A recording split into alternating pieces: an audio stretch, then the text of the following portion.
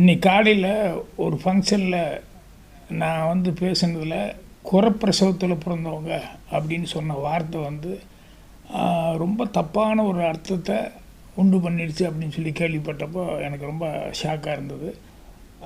மாற்றுத்திறனாளிகள் அப்படிங்கிறது வந்து குறைப்பிரசவத்துக்கு அதுக்கு சம்மந்தம் இல்லை. நான் சொன்ன மாதிரி கிராமத்தில் 1 மாதம் 2 மாதம் முன்னால் பிறந்தவங்க அதை வந்து அப்படி குறைப்பிரசவத்தில் பிறந்தவன்னு சொல்லுவாங்க இல்லையா, அவங்ககிட்ட எந்த குறையும் இருக்கிற மாதிரி சொல்ல மாட்டாங்க.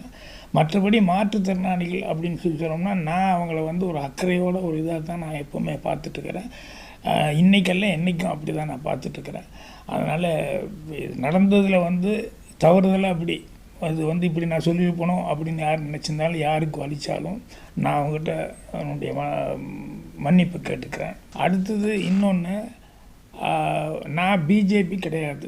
நம்ம தமிழ்நாட்டில் பிறந்து தமிழில் படித்து தமிழில் வந்து சினிமாவுக்குள்ளே வந்து தமிழ் தான் நமக்கு சோறு போட்டுக்கிட்டு இருக்கு. இன்றைக்கி இப்படி இருந்துகிட்ருக்கோம்.